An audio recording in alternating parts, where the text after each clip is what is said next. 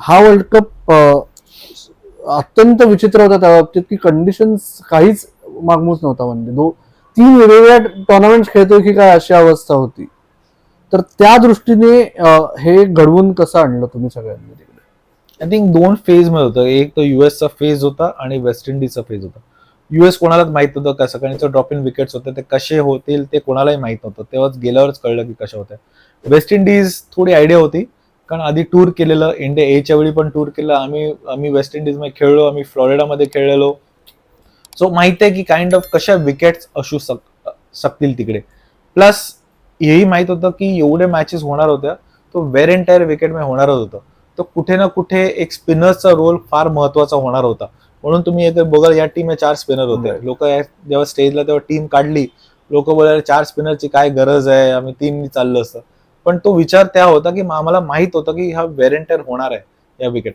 जर कोणाला समजा कुठल्या स्पिनरला इंजरी झाली असती लास्ट डे, तो त्या रिप्लेसमेंट यायला ते 17 तासची जर्नी आहे, तर तो येऊ शकत नव्हता. सो आय थिंक तो प्लॅन ते होता की यूज होणार आहे आणि बेस्ट तुमच्याकडे ऑप्शन्स अवेलेबल असले पाहिजे. मग तुम्हाला 3 स्पिनर खेळवायचे टीम मध्ये. जेव्हा आम्ही खेळलो तर तुमच्याकडे ते बेस्ट 3 ऑप्शन्स असले पाहिजे.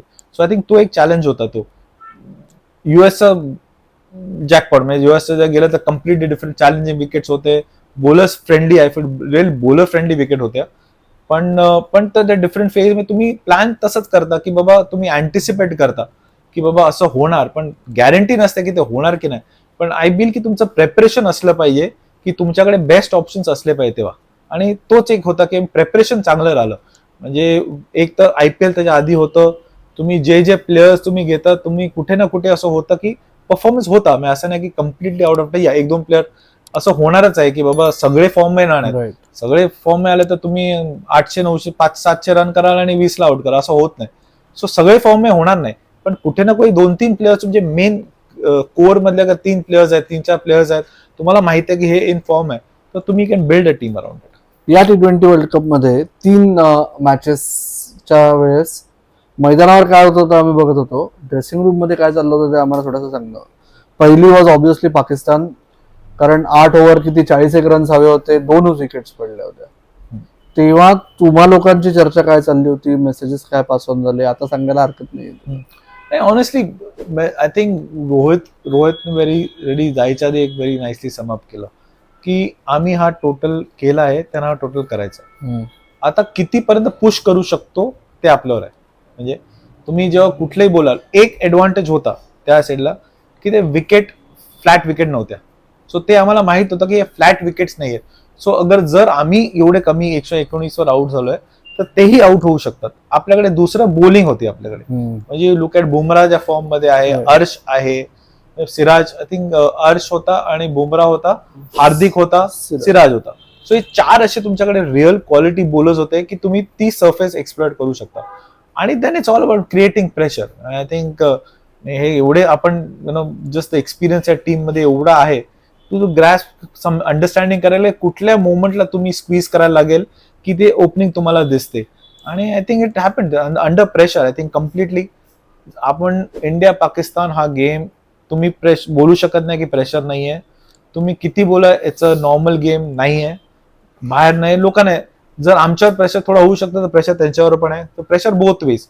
आपण किती स्टेजला किती स्क्वीज करू शकतो, आय थिंक त्याच्यावर हा गेम जातो. मग तसं त्याचं रिझल्ट तुम्ही तसे येतात. आणि आम्ही I thought we held on to the nerves जास्त त्यांच्यापेक्षा, आणि we had the skill bowling to exploit करायला. ओके.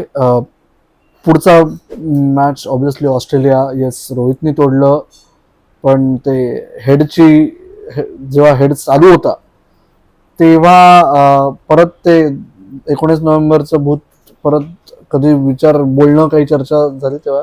हो, कधी वाटतं की वर्ल्ड टेस्ट चॅम्पियनशिपला हेड नडला, वर्ल्ड कप फायनलला हेड नडला, तर असं वाटत होतं की आताही हार्ड नट. कारण तेव्हाही असं फायनल झालेली की बीट होतोय, स्टम्पच्या वरनं बॉल गेले, बीट झाले, बॅट फिरवली, स्लिपच्या वर बॉल गेला, इकडे मारला तिकडे पडला. तर असं वाटत होतं हा तो नशीब परत फॉर्म आपलं गुड लक कॅरी करतोय का, तसं एक होतं. पण त्यांनी बॅटिंग पण तशी चांगली केली. सो एक डेफिनेटली होतं फिलिंग की अरे हा परत हेड, कारण एव्हरी टाइम दोन्ही ह्याच्यात हेड होता. सो पण ऍज यू सेड की जे एक जे मूव्ह आय थिंक रोहितनी त्या स्टेजला बुमराला आणायची होती. येस. बाहेर आम्हाला वाटलं की थोडं लवकर आणलेलं, आम्हाला असं वाटत नाही नाही थोडं लवकर आणलं, बुमराला थोडं उशीर आणलं शकतो.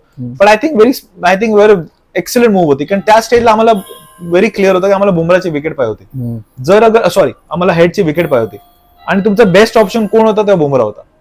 आणि आय थिंक ती जी ओव्हर त्यांनी दिली तिकडे गेम फिरला. आय थिंक ती एक, आणि दॅट्स मला ऑलवेज बिलीव्ह करतो की as a captain what is a good captain and a great captain is a captain instinct. आणि दॅट इन्स्टिंग रोहितचा बीन फॅब्युलस. मला वाटतं तुम्ही कुठलाही तुम्ही ओव्हर द पिरियड बघा की जो चेंजेस त्यांनी केलेत ओव्हरऑल, जो बॉलिंग चेंजेस मी ह्याला आण व्हेरी अनप्रेडिक्टेबल झालाय की स्पिनरला आणतो, कधी ह्याला आणतो, कधी कुलदीपला दिली, दुसऱ्या इंडी दिली जसं वाटतं. सो आम्हाला त्या स्टेजला वाटतं की अरे थोडं मला वाटतं ना बुमराला थोडं मागे ठेवलं असं चाललं असतं मे बी थोडं. पण ऍज अ कॅप त्यांनी ती ओव्हर टाकली, हेडला आउट केलं आणि गेम कम्प्लिटली ओपन झाला. राईट. आणि तीच गोष्ट जसं आता तू रोहित बुमरा कॉम्बिनेशन फायनल मध्ये जेव्हा क्लासननी अक्षरला तोडलं, त्याच्यानंतर काय 5 ओव्हरमध्ये 30 रन्स. चला पेटी पॅक करायची वेळ आली, अशीच खरंच होतं ड्रेसिंग रूम मध्ये. तुम्ही ऑनेस्टली अगर रिव्ह्यू करा तर गेम त्यांच्या साईडला जास्त होता. It was 60-40 game. म्हणजे ज्या प्रकारे कुठली टीम जर अगर आम्ही त्या ड्रेसिंग रूम मध्ये असतो आणि आम्हाला अगर माहिती आहे की 30 बॉल मध्ये 30 करायचे आणि 6 विकेट आमच्या हातात आहे, हा गेम आमच्याकडे आहे, सो आम्ही पण तोच विचार केला असता. आय एम शुअर त्यांनी विचार केला असता तेव्हा. पण आय थिंक ती ओव्हर जी हार्दिकने टाकली तिकडे क्लासन जो आउट झाला, आम्हाला ते माहित होतं की आम्हाला एक विकेट क्लासनची काढायची होती, बिकॉज एक एंड ओपन झालं असतं. एक एंड आणि 7 नंबरला यान्सन येतो आणि त्यानंतर त्यांची बॅटिंग नव्हती. मग तुमचं रबाडा घे या तुझं हा होता महाराज. सो बाकी अशी बॅटिंग नाहीये त्यांच्याकडे. तो एकच विकेटचा होता आणि ती लकीली हार्दिकच्या ओव्हरमध्ये आली. पण त्याच्यानंतर जे 2 ओव्हर ह्या दोघांनी टाकले, म्हणजे 2 आणि 4 अर्थच नाही. म्हणजे T20 तिकडे 8 ओव्हरच्या रन्स गेले असतात तर आपण बोलतो चांगली ओव्हर टाकली. त्यांनी एकाने 2ची टाकली, एकाने 4ची टाकली. So all of a sudden जो प्रेशर आमच्यावर होता प्लस क्लासनच्या विकेटवर त्यांच्यावर एवढं गेलं की then they are catching up numbers. म्हणजे आता ते बॉलच्या मागे पडले, स्कोर पुढे गेला आणि बॉल असं झालं. आणि तिकडे तो प्रेशर आणि बॅक टू बॅक हे करून आय थिंक अनबिलिव्हेबल गेम होता तो. 30 बॉल जो होता, आणि परत मी किती वेळा ती मॅच बघतो, ते 30 बॉल बघतो. तुम्ही आपण हार्दिकचं टाकतो, पण जी बुमराची ती ओव्हर होती ऍक्च्युली ती बॉल टाकले आहेत, काय लेंथ टाकली आहे, काय लाईन्स टाकले आहेत, अर्शनी येऊन ती ओव्हर टाकली. फॅब्युलस. सगळं काम दिसलं त्या बुमराच्या एका ओव्हर मध्ये. मी एवढं काम केलं बुमरावर बॉस, तुम्ही क्रेडिट मला तर द्या. सगळे बुमरा करतायत. 2 वर्ष काम केली. बुमरा सांगितलं की बुमरा तुला हे करायचंय, बुमरा ते करायचंय, जे सांगितलेलं सगळे करतायत म्हणून तर जिंकलो. 100% मी क्रेडिट मला बॉलिंग कोच मध्ये जिंकलो. मी तुला काय वाटलं की बुमराने स्वतःच केलं? नाही, बुमरा सांगितलं, बाकी सगळ्यांना मी तेच सांगितलं, म्हणून तर अर्श बी तसा परफॉर्मन्स करतोय. आणि ऑन अ सिरियस